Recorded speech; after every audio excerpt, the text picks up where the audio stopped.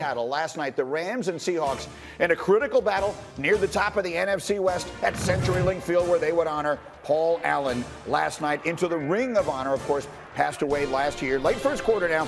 Seahawks are down 6-0. And Louis Riddick, this might just be the play of the NFL season so far. Yeah, look, this is sick. There is no defense against a pass like that where he's dropping it into a box that's about, 6 inches by 6 inches. And what Tyler Lockett is able to do right there as far as sideline awareness, getting his feet down and still controlling the football, that's something you can't teach. Coaches take no credit for that. That's just something you're born with. Russell and Tyler got it going on. Seahawks up 7-6, and then it's DK Metcalf who has emerged as their deep threat. He's wide open. I mean, that's unbelievable. And look, this is something the Rams are going to have to address. Sean McVay said they have some work to do. They'll figure it out. As far as what's happened over the past 2 weeks, that's one of the things right there. And it turns into a good game. Rams now with the ball down 14-13, first and goal. Where's Todd Gurley? There's Todd Gurley. Takes it in for one of his 2 touchdowns on the night, and the Rams have a 20-14 lead. Under 6 minutes to go. Seahawks down 29-24. What you got, Russell Wilson? Here, watch this play here as he's rolling to his right. Clay Matthews going to get a flag thrown here. Jonathan Vilma, what do we think? I can't stand it. That is not roughing the passer. Watch this. He doesn't even lead with his head. He leads with his shoulder. The ball was just thrown, and that's the reason why Seattle was able to extend this drive. He doesn't hit him with the head. He doesn't hit him in the head. One way or another, it's a bad call, and it leads to this. On a nice play here, it is Matthews getting the call, and then it's Chris Carson on a 4th down. Oh, he almost drops it. But he hangs on in the corner of the end zone, and that gives Seattle the 30-29 lead in the 4th quarter. They go for the 2, they don't get it. So, Jared Goff, what you got? Just over 2 minutes to go. A 3rd and 10 from the 36. This ball should probably be caught by Gerald Everett. Then it is caught off the ground. It's initially ruled incomplete. They go back, they challenge, and it is ruled an interception. Yeah, this is a great job.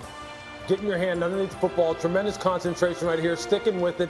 And you're right, that's one of those passes that Gerald Everett should have caught. I mean, Jared Goff, without a doubt, gave his team a chance to win last night. He had some pinpoint accuracy in some tough situations for them in the 4th quarter. Now, he wasn't done yet, though, because the Seahawks have a chance to ice it. But this is the play they run on a 3rd and 2. Eventually, it's Tyler Lockett. He's going nowhere. So, Jared Goff, I'll ask it again. What you got? He's got plenty. Goff moving them down the field. This time, Everett will hold on a nice throw, and the Rams are in field goal range. And is there anyone you would rather have the game depend on than the strong leg of Greg the Leg Zuerlein? 15 seconds, 44 yards for the win. No. Oh, it's that close.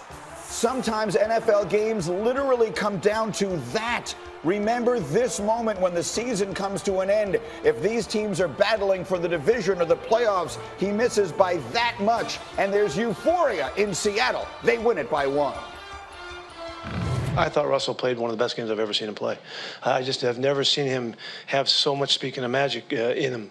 Best game I ever played. I left it all on the field. I left it all out in the field. Coach and I were just talking about that. It was one of the best, I think. I think, though, guys were making plays like crazy tonight. We have a hungry group. These wins are going to continue to feed us so that we can be able to keep going and keep going. We still haven't seen what we're capable of. We've seen the things that we've accomplished, but there's so much ahead that we could be able to do. Well, let's talk about Russell Wilson. He's having his best year. Through 5 games, he has a career best, as you see, in just about everything. And they're 4-1 for the 3rd time in his career. One of those times was 2013 when they wound up winning the Super Bowl. So let's come out and talk about this. And Bobby, I'll start with you. They should just rename the MVP award the Patrick Mahomes Award and give it to somebody else, because he's sort of running away and hiding.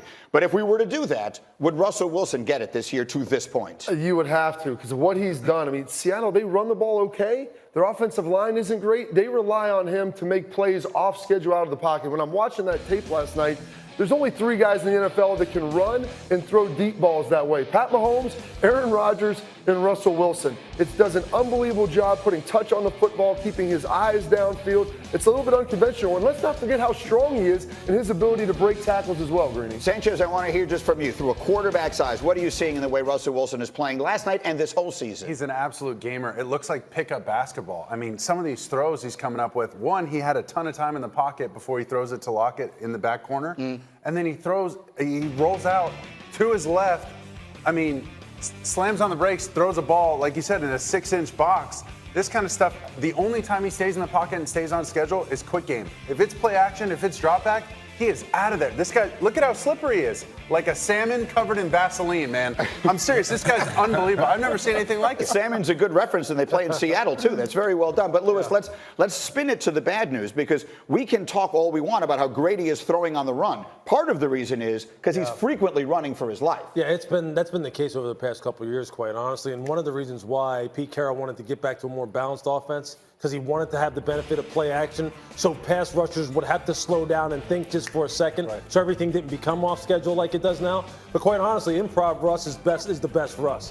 When he is off schedule is when, as a defender, you sit there and go, hey, there's nothing I can do. What are they going to do? I mean, we can't cover forever, and if you don't get pressure on him, you're done. I don't care how good your secondary is, you're done, because he's just too good as far as throwing on the run. I feel like the play that they call is like an essay prompt. It's just the beginning, like, hey, you can do this if you want. But many times it looks like the play call in the huddle is Russell, drop back, do something. Here's all you on one break, go. Here's all you need to see, like, out of the pocket, the guy's 6 of 8 for 124 yards. Like, nobody has that type of accuracy and those type of big gains down the field. So as a linebacker, Vilma, I always turn to you in that way, because no one is a linebacker more than you are a linebacker. What are you going to do with a guy like that? Because he throws it so well on the run, and he has the remarkable knack for never taking a big hit. For a guy who runs around as much as he does an extraordinarily good job of not getting hit a lot. So when we did play against them, we would try to make 3-man D-line stunts. So what we would do is flush him out to one side. The hardest thing to do as a defender is watch a man like Russell Wilson, as slippery as he is, to go down and then have a two-way go, whether it's left or right, through, and then now he's extending the play. So what we would do is make sure that we had him go to one side. So at least we said, all right, we know he's going to the right, or we know he's going to the left. Now we can defend at least, and then have the sideline as our friend to help out. So that's what we would do, and teams have to do that. Now, it's easier said than done, right? You can say that and talk about all you want to, but you have to execute it, and it's tough for the Rams when you have legitimate defensive linemen that are legit pass rushers, and they're saying, I don't want to do that. I want to go get sacks, until you see what happens on the field. And usually you always want to force them to their non-dominant hand. Russell's right, force him to his left. But if you watch the pass there to Lockett, in the back, he's fading to his left and throws it back across his body. Nobody does that. Pat Mahomes and Aaron Rodgers, the only other two guys I've seen make plays like that. All right, so the Seahawks get a huge win in a game that could wind up being very important down the road. Let's talk about the team they beat last night. Sort of an up-and-down night for the Rams in a variety of ways. Jared Goff, huge numbers. He threw for 395 yards and a touchdown, but he did turn the football over for the 5th straight game. So that's obviously something that they need to clean up. Todd Gurley, there's been a lot of conversation about how little he's being used. He had his 15th career game with multiple rushing touchdowns that passes Eric Dickerson for the most in Rams history. He did also, though, lose a fumble deep in Seattle territory. And the Rams defense gave up 30 points after giving up 55 last week. That's 85 in a 2-game span. Sean McVay, let's talk. We got a lot of football left. The season never stops after 5 games. It's been 2 disappointing weeks for us, but I can promise you that we'll find a way to bounce back. Our team is mentally tough. We're resilient, and we got a great team coming up when we get back from this thing. So it's disappointing, but we'll stay connected, and we'll find a way to respond. I trust that.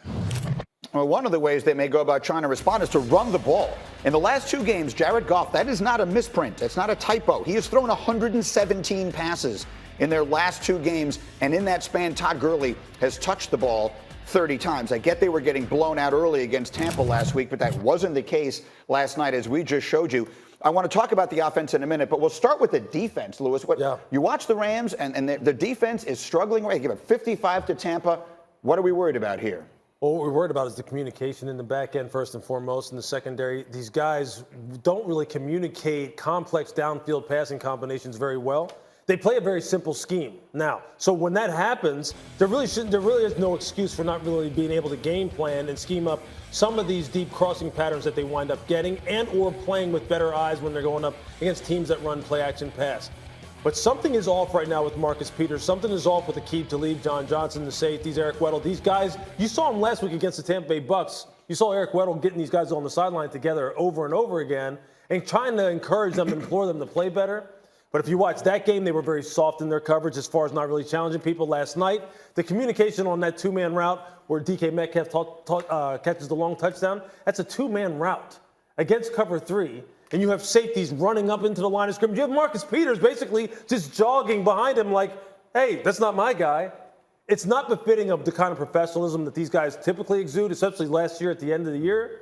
They better get it corrected quickly. Yeah, Lewis, what you're talking about is selfish defense. Yeah. You have you have 11 individual contractors, right? That's what we call them because they're independent contractors because there is a game plan to beat a team that has a Russell Wilson. And it starts with communication. It starts with saying, I'm not just going to rip up the field, Aaron Donald, and then create these big gaps in the running game. Right. I'm not just going to sit here and leave my corner on an island to run literally 80 yards all the way diagonal with one of the fastest guys on their team. Like, they have to communicate and play team defense. I want to make sure I'm understanding what you're saying. Aaron Donald, whom everyone lauds as probably the best defensive player in the sport. He is. And there was that highlight last night where he just blows right through the line of scrimmage so no one's touching him. But you're saying that sometimes that's creating problems for his own defense. 100%. Sometimes that creates problems because, to simplify it, if you have a flat wall, it's hard for a running back to figure out where he's going to go and you tackle him at the line of scrimmage. As soon as you have a crease and you have Aaron Donald do what he does, and he is the best player, I understand why he's doing it, but every time if you do that, you can game plan that, and you can run right behind that. So I played in Wade Phillips' defense for 3 years, and what he loves to do, he marries the rush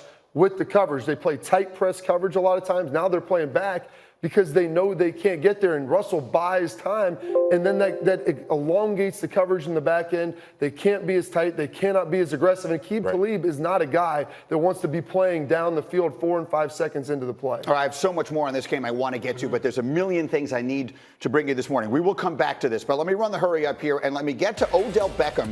Freddie Kitchens told reporters that Beckham is getting frustrated because he's